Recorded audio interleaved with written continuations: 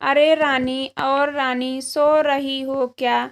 अभी तक रानी की जेठानी जोर जोर से चिल्ला रही थी। घर के आंगन में खड़े होकर रानी यानी मैं भागती हुई अपने कमरे से निकली और रानी बोली, दीदी आ गई मैं। जेठानी बोली, रानी तुम्हारा नाम रानी है, तुम रानी नहीं हो। मैंने तुम्हें रात में ही समझाया था कि सुबह जल्दी उठ जाना, तुम्हारी मुंह दिखाई की रस्म है। मैंने बोला कि दीदी रात को नींद ही नहीं आई, जगह नहीं है, और मन में थोड़ा डर था कि सुबह आँख नहीं जल्दी खुले तो। रजनी दीदी हंसती हुई बोली, रानी मेरी प्यारी देवरानी, जल्दी से घूंघट कर लो, अगर माँ जी आ गई तो हंगामा हो जाएगा। मैंने घूंघट किया ही था, तभी माँ जी वहाँ आएगी। और कड़कड़ाती आवाज में बोली, चलो अब क्या यही गपशप मारती रहोगी तुम दोनों? हमने चलना शुरू ही किया था, तभी माँ जी ने रजनी दीदी के कंधे पर हाथ रखा और बोली, पता है ना कहाँ से जाना है और कैसे जाना है?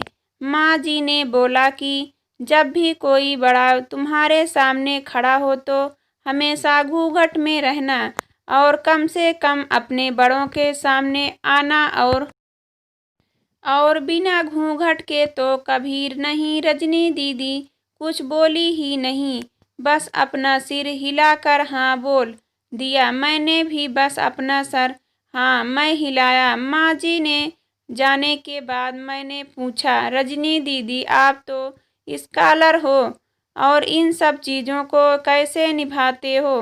रजनी दीदी मुस्कुराती हुई बोली कि मैं थारे जेठ जी से बहुत प्यार करती हूँ, इसलिए अभी तक चुपचाप सब चीज़ें निभा रही हूँ। मैं कुछ नहीं बोली और चुपचाप रजनी दीदी के साथ घर के बाहर वाले कमरे में जाकर बैठ गई। वहाँ पर एक पड़ोस की आंटी जी बैठी थी।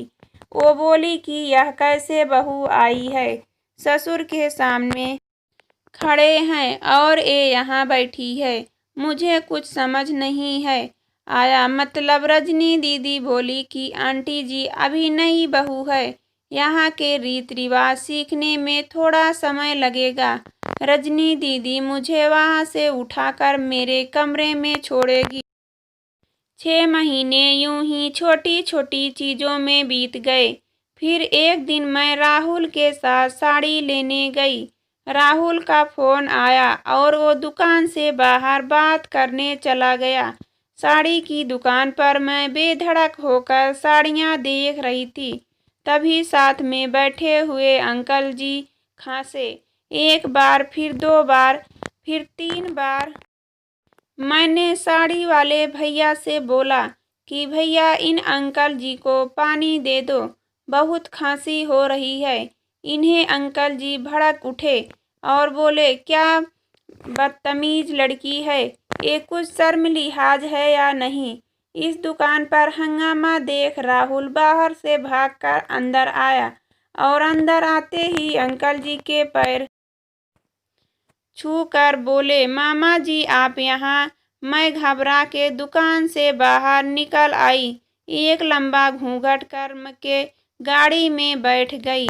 राहुल बाहर आया और गाड़ी में बैठकर गाड़ी बहुत तेजी चलाने लगा।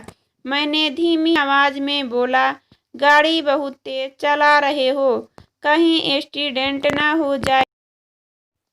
हम घर पहुँचे ही थे, तभी माँ जी जोर जोर से चिल्लाते हुए बाहर आई, देखो आ गई ये रानी साहिबा, खानदान की इज्जत मिट्टी मिट्टी में मिलाकर। तभी रजनी दीदी आई और बोली, माँ जी मेरे शादी को 6 साल हो गए हैं, मैं अभी तक मामा जी को नहीं जानती, ये कैसे जानेगी? माँ जी जोर से चिल्लाई, देखो कैसे चपड़ चपड़ जबान चला रही है इस रजनी की। कभी राहुल सबकी बात काटते हुए बोले, माँ जी ये दोनों सही बोल रही हैं, अगर ये हमेशा घूंघट करके रहती है तो ये मामा जी को कैसे पहचानेगी। और माँ, आज मामा जी के फोन पर तुमने पूरे घर की शांति को भंग कर दिया है। ये वो ही समाज है जिसने सीता मैया पर भी उंगली उठाई थी। पिताजी और जेठ जी ने भी अपना पक्ष राहुल के साथ ही रखा। माँ जी थोड़ी देर सोचने के बाद वापस रजनी दीदी और मेरे पास आई और बोली कि तुम दोनों को अपनी मर्यादा का पता है। मुझे उम्मीद है कि तुम कभी भी मेरा सिर शर्म से नीचे नहीं झुकने दोगी। हम एक ही परिवार के सदस्य हैं। हमें हमेशा साथ रहना है।